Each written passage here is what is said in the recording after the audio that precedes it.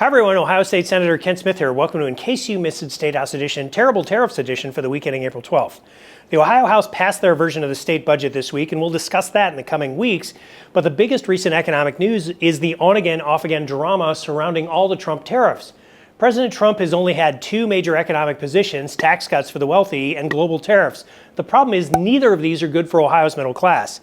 Look, Ohio does two things really well. We feed the world and we build things, and it's the middle class that does both of those. Here's the key. The major problem with tariffs is it assumes that we're losing the global economic fight when in many areas we're winning, and that's what I want to explain this week. We'll do that by looking at two different things, airplanes and soybeans, but first let's talk about trade. Basic math on this one.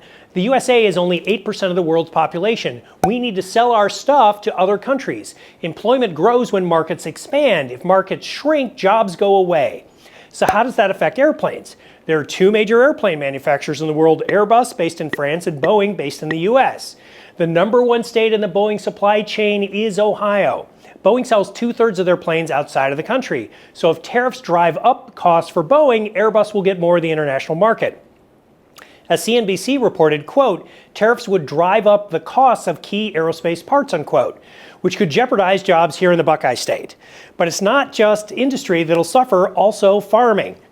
As the Wall Street Journal said, quote, tariffs will also cause mayhem in cross-border trade in farm goods, unquote. The number one agricultural crop in Ohio is soybeans. Over half of the national soybean market is exported. The number one destination for soybeans is China. The number two is Mexico. If tariffs get placed on Ohio's most popular crop, the price goes up. China and Mexico will buy cheaper soybeans from Brazil. So the Trump tariffs could collapse Ohio's largest agricultural product.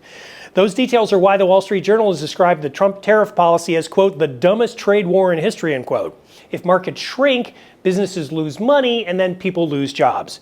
So call Ohio Senators Bernie Moreno and Jon Husted and tell them to fight for Ohio jobs and end the terrible Trump tariffs. I'm Ohio State Senator Ken Smith, and that's In Case You Missed It State House Edition, Terrible Tariffs Edition for the week ending April 12th.